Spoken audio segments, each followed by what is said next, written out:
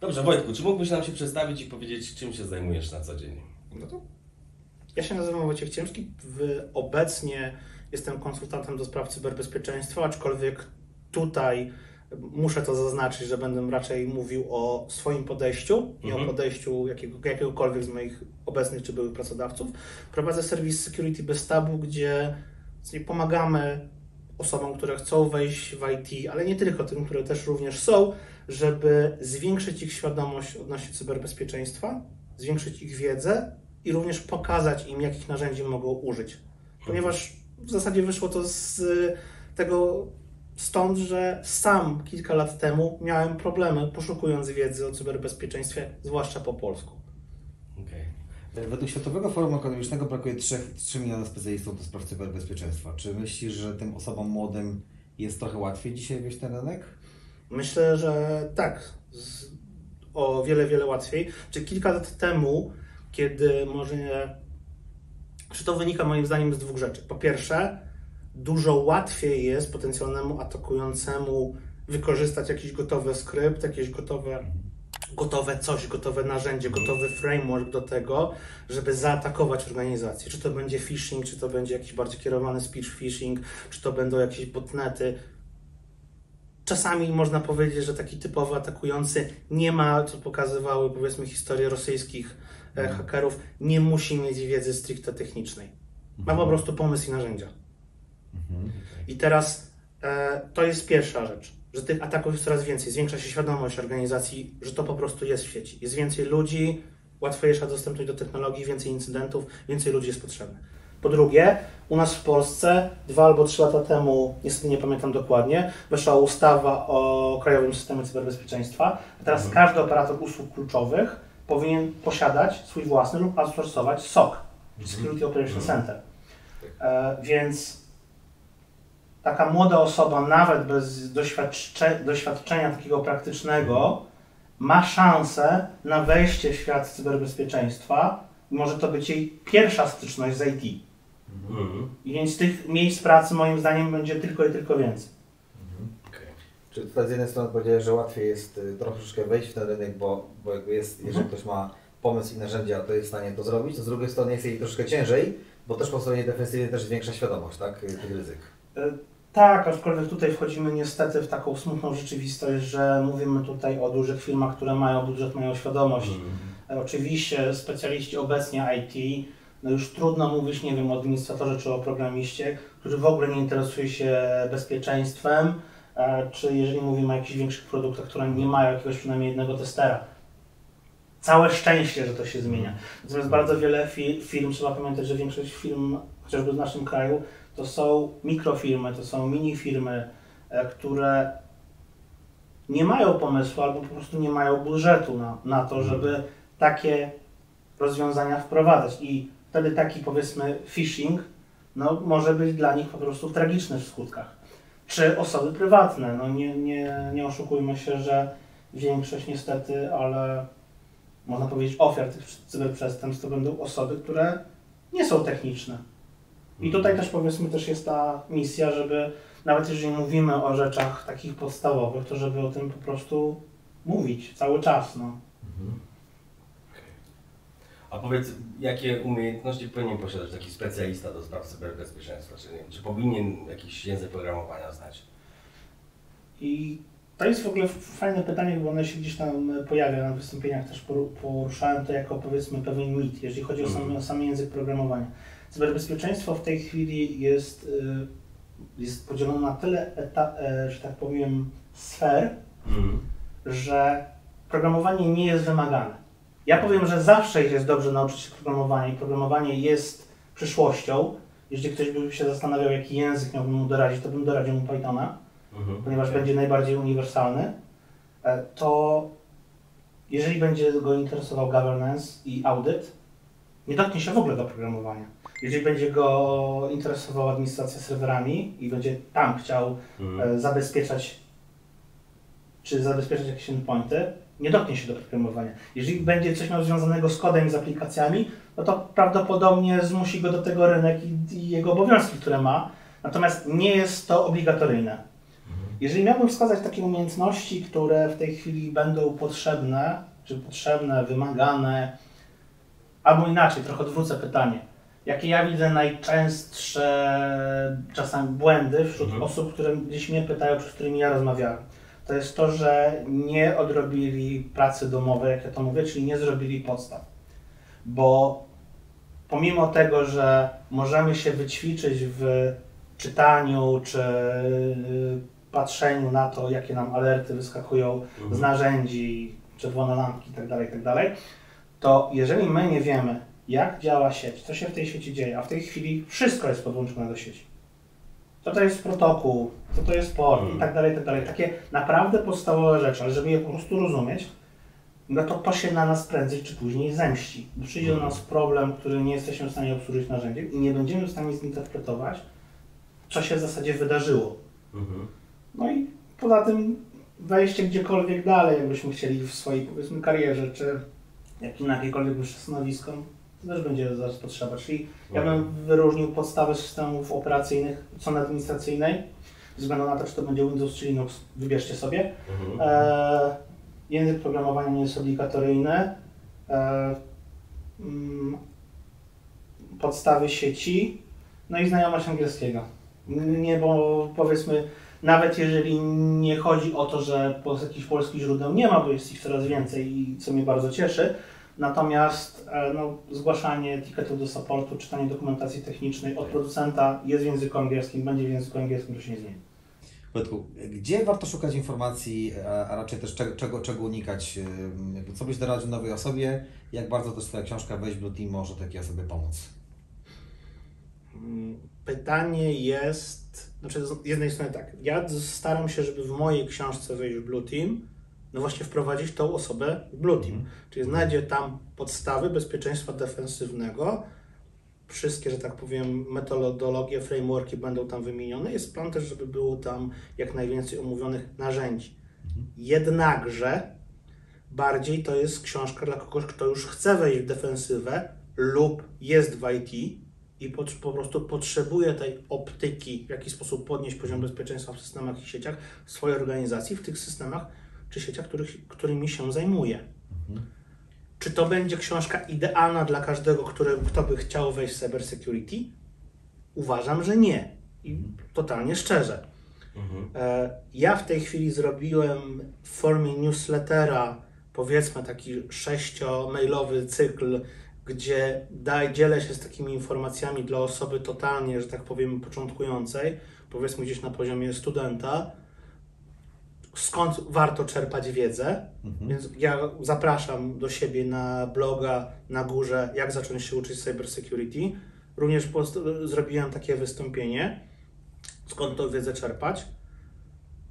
No i myślę, że tak, to jest taka sprawa gorąca, będzie trochę autoreklamy, trudno, ale z wydawnictwem Halion w bardzo dość krótkim czasie, w ciągu kilku miesięcy, ukaże się taki mała w formacie kieszonkowym książka właśnie z opracowanymi prawie że 200 albo 200 pytaniami, które mogą się pojawić na rozmowie na stanowisko Junior Security Specialist i tu w zasadzie bez względu na to, powiedzmy, w jakim teamie czy w jakim charakterze. Te pytania mogą się pojawić. Będzie tam o podstawach sieci, będzie o podstawach programowania, o przeglądarkach, kodach i tak dalej, i tak dalej.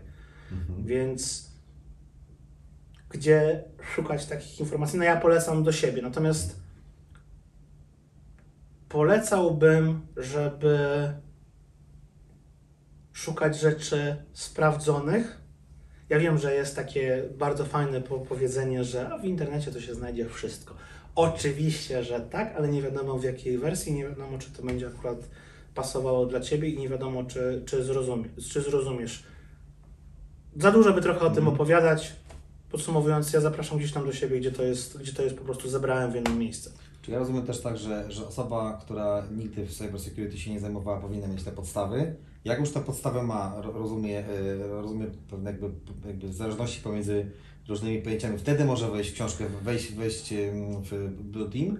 I jako trzeci etap to ta książka, która też będzie wydana odnośnie rozmów kwalifikacyjnych, pytań, jakby wyposażona w te elementy. Ja myślę, że nawet zanim by chciała wejść w Blue Team, to żeby sobie sięgnęła sprawdziła wiedzę odnośnie podstaw.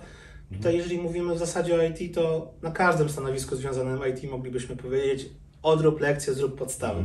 Zrób podstawy, no bo gdzieś tam widzę, że masa osób tych podstaw nie ma i z jednej strony rozumiem jakiś żal, że po co administratorowi, który zajmuje się tylko i wyłącznie systemami, podstawy z baz danych, natomiast praktyka pokazuje, że kiedyś się to mści.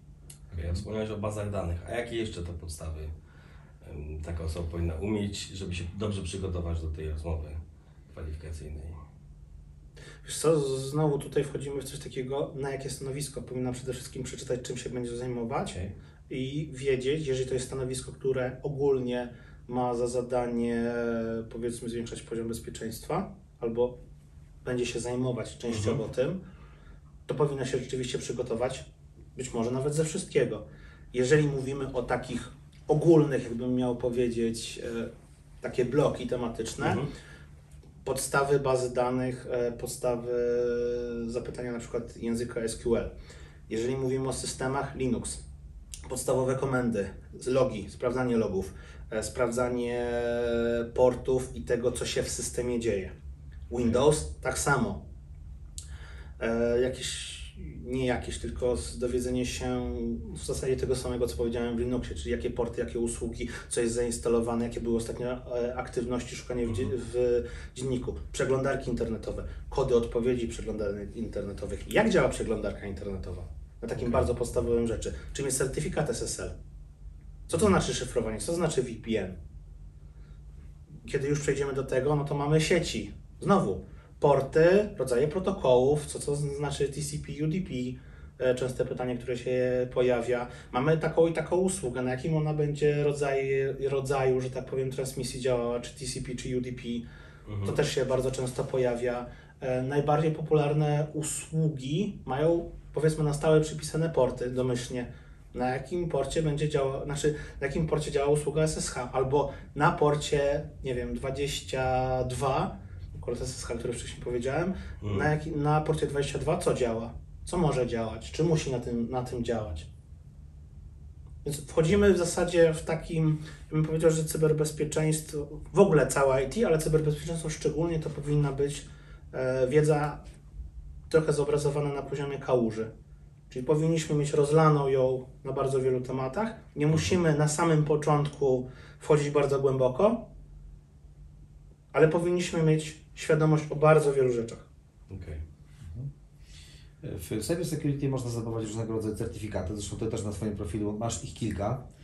Powiedz, jak to jest z tymi certyfikatami? Czy to jest tak, że powinno się zdobyć je na początku, czy to jest istotne na początku, czy też jednak polecasz zdobywanie jednak w czasie wraz z rozwojem kariery? Pytanie, które bym podzielił na powiedzmy dwie kategorie. Ja mam całą masę certyfikatów, bo są to certyfikaty często płatne, darmowe, często jakieś challenge, no bo jeżeli coś polecam, to dobrze, żebym to przejrzał, zrobił, wykonał. No jak jest, to też warto pokazać, że jest coś fajnego w sieci. Natomiast jeżeli mówimy o pracy żeby wejść, to mamy certyfikacje, czy na przykład od firmy CompTIA, Security Plus, czy taki, powiedzmy, entry level, które z jednej strony przez bardzo wielu będą mówili, po co, bo to wiedza teoretyczna, z drugiej strony dla rekrutera bardzo często to wygląda, człowiek poświęcił swój czas, poświęcił swoje pieniądze, zamknął jakiś etap i pokazuje, że tą wiedzę posiada, ktoś to sprawdził oficjalnie. Oczywiście najlepiej Security Plus jest tak zwanym złotym standardem, jest to egzamin bardziej teoretyczny, testowy, natomiast pokazujący, że jest jakaś świadomość ogólnie o cyberbezpieczeństwie. Natomiast jeżeli jest możliwość, róbcie certyfikaty praktyczne. OSCP jest ofensywne, nie jest często polecany na entry level, entry level nie jest, ale EJPT, niestety nie przypomnę sobie firmy, ale EJPT jak wpiszecie, na pewno znajdziecie. Okay. Security Blue Team Level 1 też to z jednej strony jest entry level przez niektórych uznawany, z drugiej strony nie jest, ale jest fajny self-learningowy certyfikat do polecenia. Zresztą jest cała też masa, powiedzmy, jakichś darmowych rzeczy. I znowu, te darmowe z praktycznego punktu widzenia mogą nic nie wnosić. Z drugiej strony dostajecie opracowane przez jakąś większą firmę materiały. Ktoś usiadł, zweryfikował, podpisał swoją firmą, że jest to sprawdzone i raczej tam, powiedzmy, że tak powiem, lipy nie ma. I polecam tu w ogóle Akademię NetACAD od Cisco. Oni mają Cybersecurity Essentials, chyba Introduction to Cybersecurity. Też również są w języku polskim, są też w języku angielskim, żeby można było zobaczyć chociażby, czy to jest dla mnie, czy mi się to podoba. Czy to jest wiedza, która mi przychodzi z trudnością, z łatwością. No i też mówimy o takiej stronie typowo korporacyjnej, gdzie więcej certyfikatów, lepiej. I wtedy takie nawet małe rzeczy po prostu mogą zmienić. Czy też pokazać, że człowiek się interesuje. A czy są jakieś polskie certyfikaty, które już polecam? Czy... Wiesz co, jeżeli chodzi o polskie certyfikacje, to mam z tym, że nie tyle problem, co po pierwsze nie znam, albo nie mogłem się w nie wgryźć tak głęboko, żeby je polecić. Bo są, ja zresztą sam bardzo bym chciał, to jest taka, powiedzmy, wizja przyszłości. Mam nadzieję, że w najbliższym czasie, jak to będziecie oglądać ten wywiad, to wspomnicie te słowa z nostalgią, albo że z dumą, że to wyszło. Ja bym bardzo chciał, żebyśmy my jako Polacy, jako Polska mieli swoją certyfikację gdzieś, byłoby cudownie na poziomie OSCP, ale żeby była taka pewność, że człowiek ma to w CV, znaczy, że tak powiem, zrobił pracę domową, ma te podstawy, czy jest na jakimś poziomie, czy jakiś wycinek wiedzy został sprawdzony praktycznie.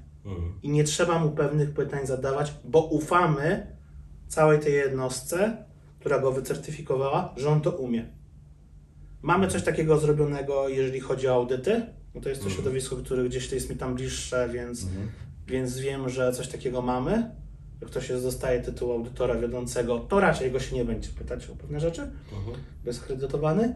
Chciałbym, żeby to również było na jakąkolwiek część cybersecurity i będę do tego dążył. Super, no takie kibicujemy bardzo mocno, żeby Ci się to udało, bo brzmi jak wyzwanie. I bardzo spore, patrząc na ilość rzeczy, które jest, ale to może przy innej rozmowie. Okej. Chciałbym Ci jeszcze podpowiedzieć odnośnie stanowisk pracy związanych z obszarem cybersecurity. Jakie są według Ciebie obecnie najbardziej popularne, a które będą zyskiwały na popularności w kolejnych latach? Myślę, że takim, które zdobywa na popularności i będzie rosnąć, bo tutaj raczej chyba w cybersecurity na razie moim zdaniem nie będzie niczego nowego, chyba że firmy spojrzą przychylniejszym okiem na blockchaina i NFT, ale to jest, powiedzmy, jakaś pieśń przyszłości, dosyć kontrowersyjna sprawa, aczkolwiek ja osobiście uważam, że będzie miało to zastosowanie. Natomiast to, co zyskuje na popularności, to jest SOC. Ze względu na to, że coraz więcej firm patrzy, że tak powiem, orientuje się, że musi spełnić pewne wymagania, ale coraz więcej takich, powiedzmy, właśnie mniejszych firm, średnich przedsiębiorstw, małych przedsiębiorstw, czasami mikroprzedsiębiorstw, decyduje się na to, że chcą outsourcować SOC. No, jeżeli chcą to outsourcować, są potrzebni ludzie, którzy będą takie usługi świadczyć.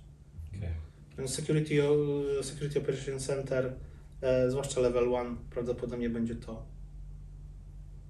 coraz bardziej popularne.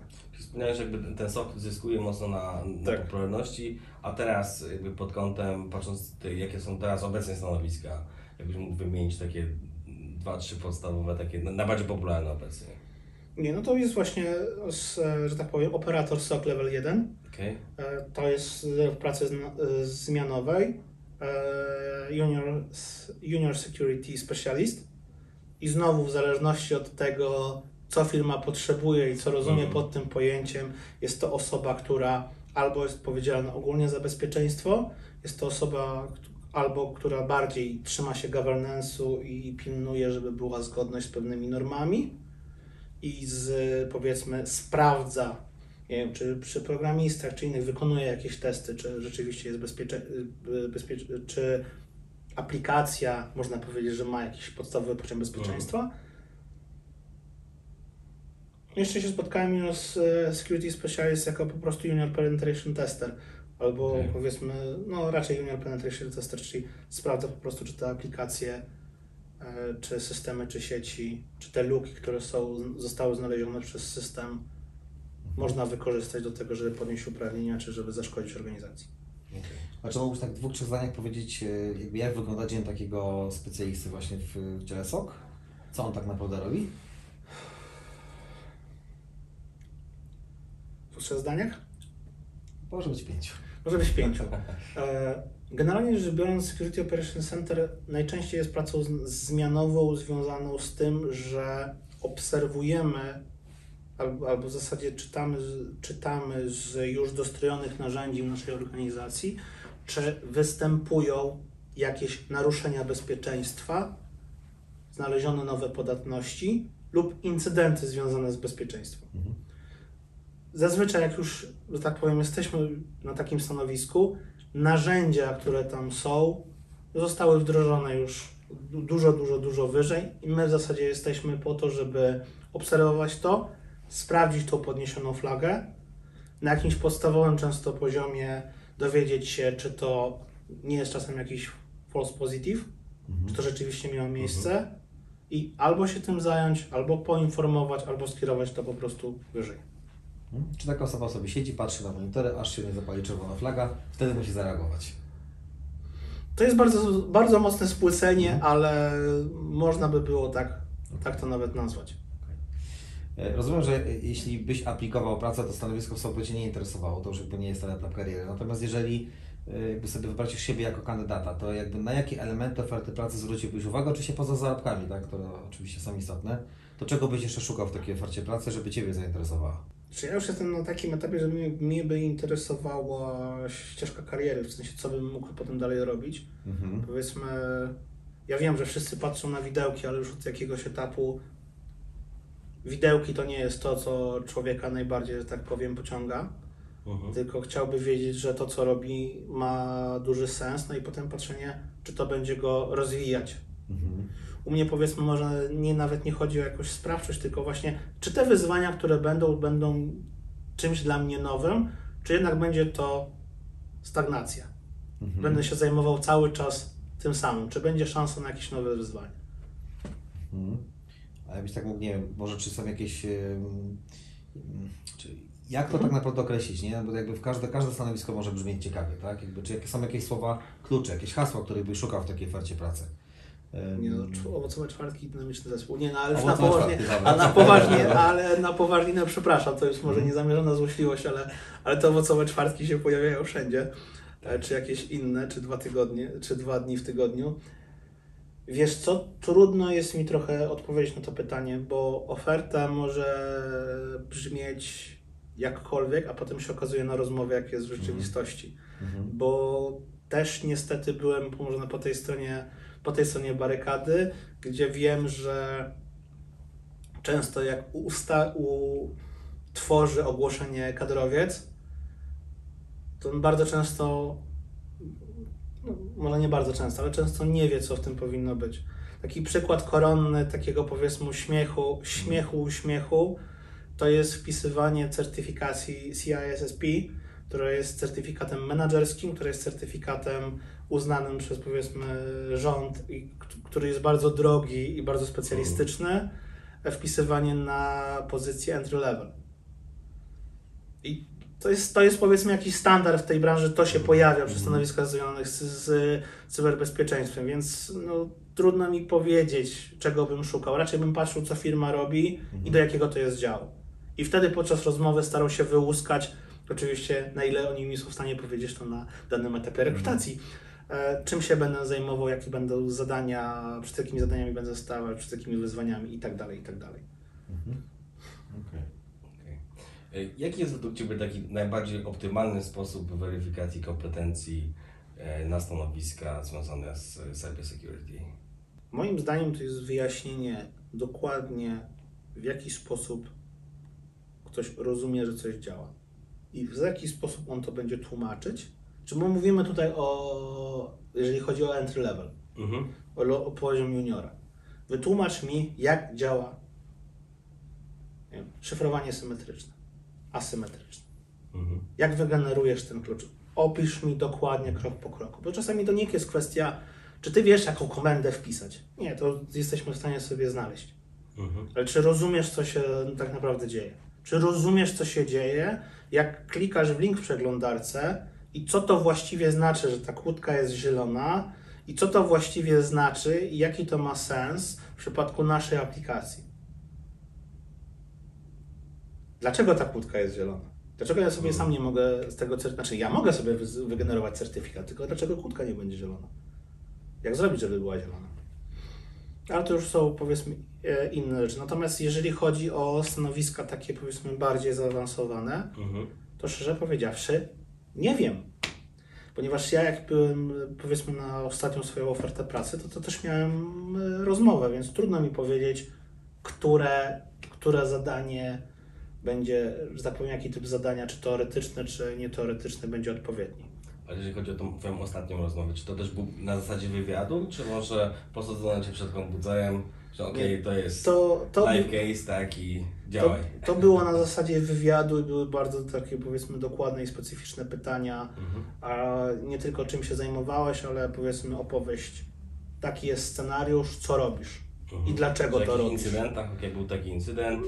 To już nie chcę do końca, powiedzmy, zdradzać, ale w tym, że tak powiem, w tym duchu, czyli dokładnie opisz, co byś zrobił, jak byś zrobił, dlaczego byś tak zrobił i dlaczego uważasz, że to jest najlepsze podejście, twoim zdaniem. A czy tego typu właśnie takie case'y, właśnie co byś zrobił w danej sytuacji, też myślisz, że znajdą się w tej twojej książeczce z 200 pytaniami odnośnie rozmowy kwalifikacyjnej?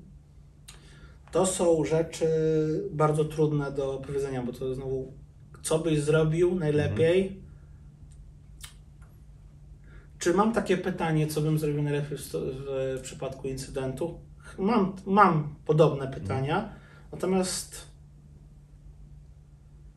tam będzie jak najwięcej takiej wiedzy, powiedzmy, że nie uniwersalnej, tylko takiej, która jest najprościej mierzalna. Bo czasami w tym pytaniu właśnie, co byś zrobił i jak byś zrobił, czasami nie najważniejsza jest poprawna odpowiedź.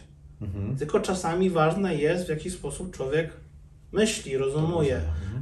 Czy czasami może podjął złe kroki, w tym sensie użył złych narzędzi, ale poprawnie zaeskalował.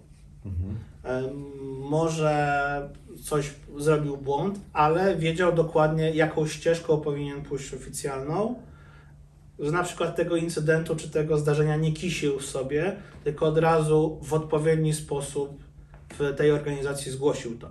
I to już może być na przykład dobrze wystarczająco. I znowu każda organizacja na różnym poziomie ma te rzeczy różnie poopisywane. To jest bardzo ciekawy case, jak już sobie przemyślę, jak go ugryźć, więc jak tylko będzie on ugryziony, to nie omieszkam wspomnieć. Super. Cieszymy się, że gdzieś tam jakaś inspiracja być może się pojawiła. Jak najbardziej. Nie, inspiracje są jak na tego. To nie będę oszukiwał, że tu jest jeden człowiek jest w stanie wymyśleć wszystko. To jest w ogóle Zakładam, że może być co więcej kilka różnych wersji też kolejnych, tak co roku możesz wydać kolejne wydanie może pytań, które gdzieś tam też mają. Ja byłbym za. Znaczy to jest już takie, tak jak mówiłem, i marzenie z certyfikacją, ale wiedząc, ile ja sam, już może to nawet nie jest nic do pochwalenia, ale może tak dla świadomości słuchaczy, wiedząc, że wydałem na, powiedzmy, swoją wiedzę, na certyfikację, na różnego rodzaju studia, gdzieś w okolicach, nie wiem, 80 000 i to były pieniądze prywatne. Wiedząc, jak czasami trudno było tą wiedzę zdobyć, czasami kupowało się całą książkę dla jednego zdania, żeby zrozumieć tą jedną rzecz, czy żeby pójść na szkolenie, żeby móc zadać jedno pytanie, które rozjaśniało wszystko. Naprawdę uważam, że zwłaszcza w tej dziedzinie tej wiedzy, tego dzielenia się wiedzą jest nigdy za mało. Jeżeli tylko jest, zresztą ja staram się taką też społeczność budować, gdzieś tam zapraszam do obserwowania, ale no chciałbym, żeby tego było po prostu jak najwięcej i najlepiej za darmo. Nie oszukuję się, bo wiem, że każdy ma, powiedzmy, różną historię, różne, że tak powiem, potrzeby. No ale tu już wchodzimy trochę w takie, w takie wyobrażenia czy idee, ale no, gdzieś to powstawało. To, że teraz z Wami rozmawiam, właśnie zaczęło się od tego, że chciałem się tą wiedzą podzielić, bo widziałem, że jej nie ma. To tak, ja chciałbym też z Twojej wiedzy jeszcze skorzystać i zapytać Ciebie, bo nie tak dawno amerykańska firma Fortinet opublikowała raport, z którego wynika, że 8 na 10 badanych przedsiębiorstw, w 8 na 10 badanych przedsiębiorstw miał miejsce przynajmniej jeden incydent, który można przypisać brakowi kwalifikacji lub wiedzy w zakresie ochrony. Jak Twoim zdaniem można zminimalizować ryzyko właśnie takich ataków? Tu już wchodzimy w to, co trzeba w zasadzie robić od samego początku, czyli edukować ludzi, edukować pracowników. Bo z jednej strony mamy, czy nawet może nie trzeba mówić o tych technicznych, bo te techniczne, większość incydentów są spowodowane przez czynnik ludzki. No, niektórzy mówią żartobliwie czynnik białkowy, ale moim zdaniem kluczem tutaj z tego jest nie tylko edukowanie ludzi, nie klikaj w maile, zastanów się i tak dalej. To już było. To już większość ludzi to wie. Ale edukowanie ich w taki sposób, że oni mogli ochronić swoich najbliższych. Bo nie chciałbym patrzeć na ludzi jako na najsłabszy łańcuch tego ogniwa, tylko właśnie na najsilniejszy albo na najmniej doceniany. Jeżeli oni dostaną wiedzę, w jaki sposób mogą swoje prywatne pieniądze zabezpieczyć, będą wiedzieli, że nie klikaj, żeby cię nie okradli, nie klikaj, żeby nie okradli twojej mamy, twojego taty, którzy są w podeszłym wieku, to zwiększa szanse diametralnie, żeby oni nie kliknęli tego w pracy. Bo w pracy nie mają takiego ładunku emocjonalnego i aż takiego interesu jak w życiu prywatnym. No ale to też jest, no jest niestety, że tak powiem, tak, mówi się, że trzeba ludzi edukować, z drugiej strony nigeryjski przekręt ma się cały czas dobrze. Ostatnio był bardzo popularny atak zwłaszcza na panie, amerykański generał, komandor, który przyjedzie, jak tylko mu się kupi bilet. No niestety, ci powiedzmy internetowi złoczyńcy, nie chcę mówić hakerzy, bo haker kiedyś oznaczał wysokiej klasy specjalista, kogoś, kto rozumiał temat. Dzisiaj to jest trochę już wyświechtane w drugą stronę. Ale oni chcą po prostu zarobić. I wszystko wykorzystają, co jest skuteczne. I tu nie ma mowy o żadnej moralności. Wszystko. Trochę wyprzedziłeś moje kolejne pytanie, właśnie miałem Cię zapytać o to najbardziej teraz rosnące cyberzagrożenia, co się coraz częściej pojawia i też o to, co według Ciebie, czego możemy się spodziewać w kolejnych miesiącach, jakie zagrożenia na nas czekają i co zyskuje właśnie na popularności, jeżeli chodzi o metody używane przez tych, nie powiem hakerów, ale tych właśnie cyberprzestępców. Bardzo teraz ostatnio była kampania, która chyba do tej pory jest popularna, to dopłać do paczki. Telefony od banku, ale to już powiedzmy banki podnoszą świadomość swoich użytkowników, żeby gdzieś tam jakichś kodów nie podawać, więc to powiedzmy tendencja jest mniejsza. Ja bym może to też wykorzystał, że jeżeli ktokolwiek to słucha i mógłby doradzić sobie i komukolwiek innemu, jeżeli dostaje się wiadomość, która ma w założeniu wzbudzić emocje, to zarówno jak mówimy o fake newsach i o atakach, to coś powinno nam się zapalić, że coś jest z tym jednak nie tak. Czekam na paczkę. O nie, złotówkę tylko trzeba dopłacić. Nie wyślą mi mojej, nie wiem, konsoli czy czegokolwiek, co zamówiłem. No z założenia ma coś wzbudzić jakieś emocje. O nie, na Ukrainie coś tam. No to jest ten temat gorący, dlatego powiedzmy gdzieś tam, ale coś tamtego. O nie, czy na Facebooku bardzo często była taki, zobacz tutaj film, zazwyczaj z takim jakimś mocnym stwierdzeniem, powiedzmy jakiejś napaści seksualnej, żeby już nie używać mocnych słów, jeżeli to mówię dalej, napaści seksualnej. I tu Facebook musicie tylko zweryfikować, wpisz się. No zaraz, no. Tak? Klikam w coś emocjonującego, ja rozumiem, że jest to zainteresowanie, jest ten ładunek emocjonalny, ale to powinno nam zapalić od razu lampkę. Nigeryjski książę, komandor z Ameryki, Ukrainka, ktokolwiek, kto chce nas nagle poznać, spadek po wujku z takim samym nazwiskiem, którego nigdy nie znaliśmy i jest w jakimś dziwnym kraju. Wojtko, czego Ci życzyć w najbliższym czasie? poza wydaniem tutaj książki kolejnej? Wiesz co mi życzyć? Chyba zdrowia, bo to się obecnie, że tak powiem, najbardziej jest potrzebne do ilości zadań w czasie, które mam. A w zasadzie, no, to można też nie życzyć, tylko ja będę bardzo wdzięczny za obserwowanie i jeżeli ktoś by miał ochotę wesprzeć tą ideę propagowania cyberbezpieczeństwa, no to ja teraz też niedawno, że tak powiem, otworzyłem Patronite właśnie w celu, bo u mnie to jest bardzo duża transparentność tego, co robię w sieci. Tak to sobie wymyśliłem, nie każdemu to się podoba, trudno. Natomiast jeżeli ktoś by miał ochotę wesprzeć to i otrzymać za to dużo więcej, no to gdzieś tam zapraszam, żeby mnie znaleźć. Super. Bardzo dziękujemy Ci za rozmowę i co? I do usłyszenia. Do usłyszenia, do zobaczenia. Dzięki. Hej. Dzięki.